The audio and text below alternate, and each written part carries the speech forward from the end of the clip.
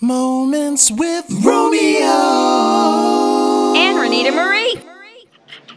I saw you sitting here with your daughter, and it just kind of was like, man, this is like perfect world, kind of how things kind of should operate. Yeah. So the question came into my mind. So how do you feel maybe about like her future, like right now? Her future. I'm definitely hopeful for her. I'm hopeful. Wait a minute. Say that again. Tell me again. She's like, nope, I'm not doing it for the camera, buddy. I work at the Arts Council, and we just watched the installation of one of the newest pieces that's going in for the outdoor sculpture exhibit. Up in the air? Yeah, and it was up in the air, and it got to go up in the air, and then they put it down, didn't they? Put it down. That's neat. So we had a really fun morning this morning, and I have some flexibility with my work that we're able to, I'm able to have her in the mornings until 10 until I go into the office. Okay. So anyways, that's what we're doing here this morning, but about her future, I feel very hopeful. There's sometimes that you kind of get that feeling in the pit of your stomach as a parent that you cannot protect your children from every heartache or every hardship that's going to come their way. Right. And undoubtedly, there's things in my lifetime that I've already experienced that my mom and dad, I'm sure. Go ahead, get in there. It's okay. Go ahead. Thank you. I'm sure it causes my mom and dad, some concern.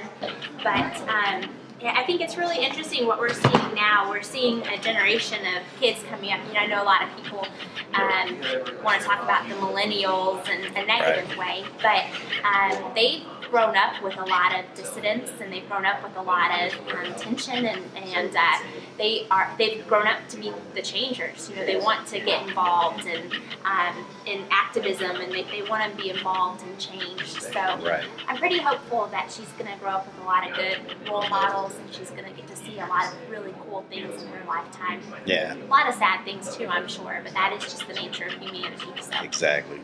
Well, thank you, Muriel. I appreciate it. And what's your baby's name? Her name is Lily. Lily. Lily. She's a little preoccupied with her She said food. that's a delicious sandwich, and I'm eating it. Can you say hi? Can you say hi? Hi. All right. Thank you so much. Today we were at Cup and Cork and saw a lady and her daughter, Muriel and Lily. So I asked Muriel. Lily. Isn't that such a sweet name? Yeah. She was so like neat. She was like a neat little girl. Yeah. And reading her little newspaper. Right. So I asked Muriel how she felt about Lily's future. Right. And I really enjoyed the answer that she gave. I thought it was really well thought out, and she wasn't too over the top with brightness and wasn't dark at all. She was right in the middle. So she was like, well, I'm very hopeful. Did you have an expectation of how she would answer? I'm not going to lie. I did. What did you expect? I really thought she was going to say, oh, this country's going to hell in a handbasket, and I don't think my daughter's going to have as not good a future as I've had. Her life's not going to be as good as mine. I was expecting a negative response. I expected the opposite. Really? Yeah. I expected her, now particularly after I heard her voice, like I expected her to be like so optimistic. Right. Like, oh, so this is, I guess, stereotypes, right? So have this impression that like they are doing everything, and I peeped out, like, she has a wedding ring on, so she's married, so this is a 2-income family, this child is being raised in a traditional family setting, and that they're doing all the right things to make sure that Lily's future is secured. Right. And that she's going to get into the right schools, and she's going to have, this path that somehow insulates her from the rest of the crap in the world. Let me jump in right there. Yeah. Okay, so that's kind of the gist of this whole conversation is our perception of Lily's ability to do well in life. Mm-hmm. See how great your perception of her ability to do well in life was, and we don't know these people, right? So and no clue. So now imagine how other people who are living with not our exception are not our vision of what Lily's life is really like. So they are, maybe mom is around. We got possibly one income, possibly. Maybe we're on welfare. And those are not horrible things. No. Because people need those things. Yeah. But comparatively, if you take a single mom who's on welfare, who got a couple of kids, and you look at our impression of her opportunity and her kid's chance versus our impression of Lily's chance. So things like I was peeping out, and maybe I don't even know why. Probably just noticed too much. Maybe I just watched too much. So they have beautiful hair, Mm-hmm. right? This isn't just natural beautiful hair; it's well taken care of, healthy. Right. Healthy skin, which means they have good nutrition, that they have good products that they're using, and they have the time to do it.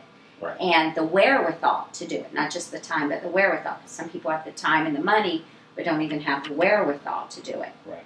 And that whole little setting where the two of them were together, Right. It was so peaceful.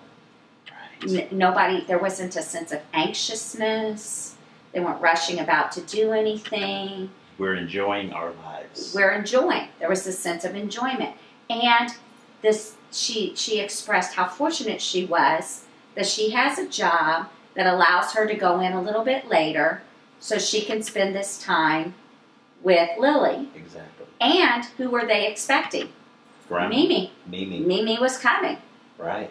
And they were sitting right there in the window waiting for Mimi. So she didn't have to go to daycare. She wasn't having to rush to daycare. So it's not only are the two parents in place, but there's the extended support system is in place. Right.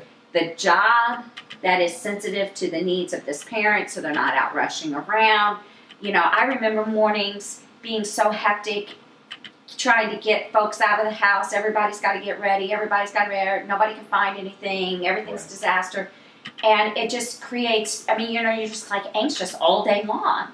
And here, they had this little perfect setting. Poverty is situational Mm-hmm. and generational. Right. Or generational. It doesn't have to be both. Right. So there are some people who just fall into hard times, make bad investments, blah, blah, blah. Right. And there are some people for whom poverty is a lifestyle. So no matter how much money they make, Mm-hmm. we will always have this poverty. It's called this poverty mentality or the spirit of poverty or whatever. Right. But it's a way of thinking. So some of that, even the other day when we were talking, and I was like, I'm going to offer them a contract, and I'm not just going to volunteer my services. Right. And then I say that, I always have a hard time asking people to pay me for what I'm worth, right? But that's poverty. That's my poverty mind. Right. And so even as, I've pressed my way through the educational system, even though my income right now is situational based upon, where the source that it comes from, it doesn't reflect my profession. So I've done all the right things to have a greater earning power, just the organization pays what it can pay, right? So this thought in my spirit is when you're in this place of poverty and this is all this sense of working and getting what you're worth for what you've done, it doesn't compute. Because either you're only worth $6 an hour, or you're worth so much that they can't really pay you for what you're worth. That's so profound, because I always tell people, when they talk to me about sound and stuff, Mm-hmm. and I'm like, I don't leave the house for less than $200. Mm-hmm. I won't even load up the equipment for less than $200. Mm-hmm. I said I can make $60, $70 an hour sitting at my house. Mm-hmm. Mm-hmm. Why would I leave the house Right. and come work for you for 15, 20, 30? Now I'm Ron, and I have, that kind of, I believe I can get it. Most people don't have the confidence in their skills and their abilities to kind of do that kind of thing. And then, when it goes back, I'm trying to get back to cause, because I really believe that I want to weigh how much outside influence, versus how much does Ron do to himself to prevent him from achieving. This is what I was talking about at the Cup and Cork this morning before you came, is that when the spirit of a person is broken, mm-hmm. you can't pour enough into it to make it whole. Right. Until the spirit of humanity is strengthened, you can't pour enough into it. There's not enough government programs to heal the spirit of a broken humanity. Right. And so, no, nothing is ever enough. Yeah, you will pay the rent one month and they'll be right back in the same position next month because of the brokenness in the spirit. And when, like when I told you how I had that meeting with one of our congressional leaders, and he's like, I don't really believe in the living wage, right? Remember this conversation? Uh-huh. And his sense of it was that people go to the military, they go to college, or they go to trade school. And anybody who works these unskilled, quote-unquote, labor jobs deserves to get whatever the corporation decides to pay them. Right.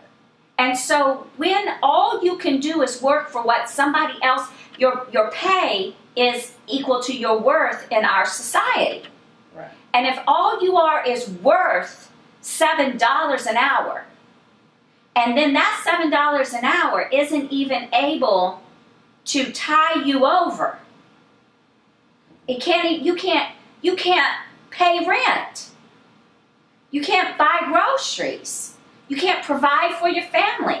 You can't be this man that everybody talks about you being. Or this, you can't be the provider. But they don't think you're worth enough. Right. And so that brokenness is what causes people to say, screw that job, I'm not doing that job. Right. And causes them to walk off their jobs. So is there a solution to that? The difference between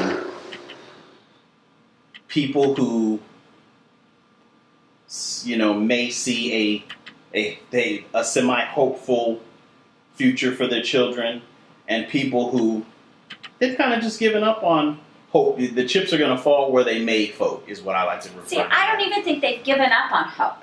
I don't even think that hope has been an option. Right. That's what I'm saying. So it's been more of survival versus thriving. Surviving versus thriving. I just said that in the conversation today, Ron, is that we have one segment of society, and I said this in the conversation I had with the Twinkle Fingers guy? But here you have the university thriving, and the university is like a city within the city. Right. So university is thriving, and while on the other side of town, the city is not even surviving. Right. And then you plant the River City campus, which is thriving in the midst of despair, and the people who are in despair don't have access to that which causes thriving. Exactly. So that's it. That's exactly where I've been trying to get. Our perception of our status and our being is limited to our little bubble. Absolutely. Like we don't even consider anybody else's well-being outside of our own. Like there's people, we were talking about people who can't walk outside of their door without fear of getting gunned down or something happening to them. And what happens is that, like, people think, like, if I haven't done anything to intentionally harm you, right, then I'm not responsible.